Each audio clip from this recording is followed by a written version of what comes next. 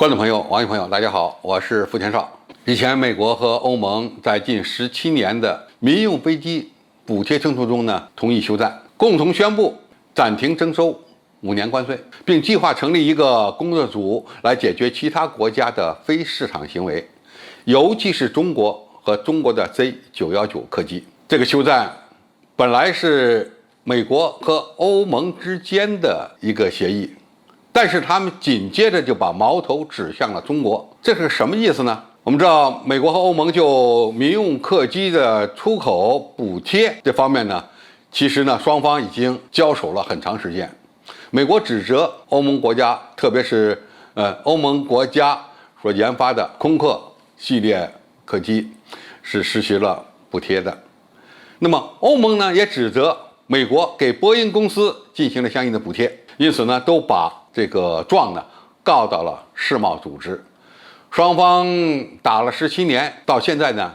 也没有结果。那现在经过谈判，双方都同意呢暂停是吧征收5年的关税，那么就给他们民机出口呢减轻了负担。因为疫情期间啊，世界各国的航空活动大幅度减少，很多客机基本上是空转，甚至呢很多客机呢就处于停飞状态。那么出口更不乐观，无论是欧洲的空客公司还是美国的波音公司都感到了非常大的压力。在这样的一个情况下，双方暂时休战可以理解，但是他们把矛头转向中国就不可理解了。我们中国确实在开发新一代的客机 C919，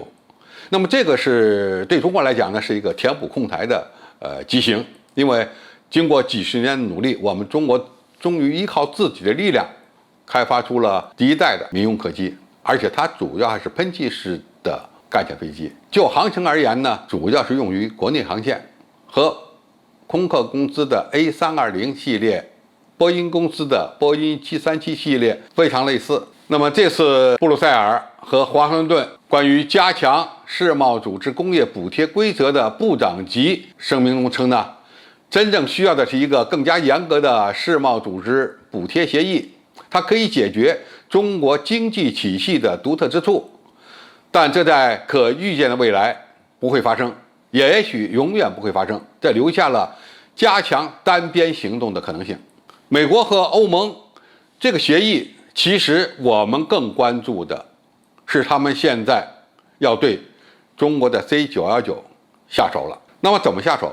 一个说我们是国家行为，由国家主导的国营企业开发的客机，那么这个呢不符合他们的要求，因此在出口方面它肯定会对你进行相应的限制。那么怎么限制呢？一个是打贸易战，不允许出口。那它有什么样的依据呢？就说你是国营企业搞的飞机，因此和他们是不公平竞争，这是一个借口。那么第二个借口呢，有可能用技术的手段，比如说适航证，不给中国的 C919 颁发适航证。我们知道目前的适航取证啊，主要是2个集团把控着，一个是美国，一个是欧盟。如果没有取得这2个集团的适航证，那么你很难把民用客机卖到全世界。但实际上呢，中国和欧盟之间呢已经达成相应的协议，互相承认适航取证，因为适航的科目内容基本上都是公开的，都是有一定的规矩的。那么我严格的按适航取证进行试飞，满足要求，就应该能够进入国际市场。那么现在如果美国和欧盟不向中国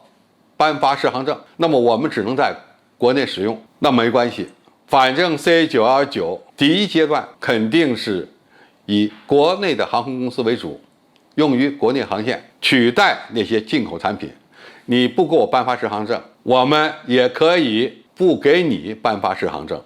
因为双方现在是平等的。不颁发你的适航证，你的飞机就不能进入中国的市场，我们是有反制措施的。那么除了适航证以外呢，他们还可以在技术装备这方面呢对中国进行相应打压，比如说航电系统、飞控系统、动力装置不向中国出口。那么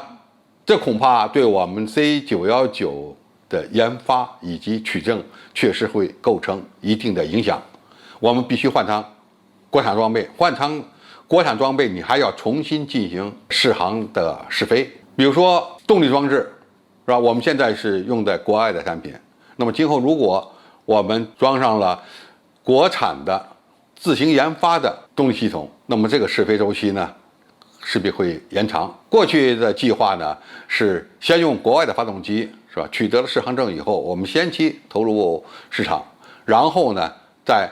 换装国产发动机，取得后续的适航证。那么这个计划如果能够顺利实施，C919这就能够更早的推向市场。那么现在呢，如果它停止向中国提供相应的先进国产发动机，那么我们只能靠自己力量来搞了。那么机载航电系统实际上也是这个情况，很多系统我们不是不能搞，战斗机的飞控系统、航电系统都非常先进。那么为什么我们很多的机载设备要用进口产品？是因为这些产品和装置已经在其他飞机上进行过验证，已经取得了局部的适航证明。那么我们直接拿过来，可能适航取证的周期就会大幅度缩短。其实呢，美国和欧盟也都是这么做的。波音系列客机和空客系列客机，他们的产品也都是从其他公司购进的，甚至呢，他们购进的一些产品是类同的，都是从某一家公司购买某一种产品，然后取得适航，那么双方可能就能共享。中国现在走的也是这个路子。那么如果在这些机载设备方面它也搞猫腻，那么我们也完全可以用进口替代的方式，用国产装备来弥补这个缺陷。俄罗斯现在就碰到这个问题，现在他们开发的民用客机已经在逐步用国产的设备、动力甚至材料来取代那些进口货。因此在民用客机方面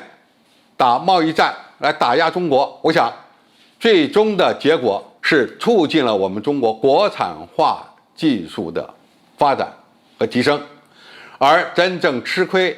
倒霉的可能是西方国家的这些主机厂以及布装厂，因为他们生产出来的设备、动力系统由于中国和俄罗斯不能使用了，那么他们的经济效益必然会大幅度下滑。在民用飞机领域打贸易战、技术战，最终的结果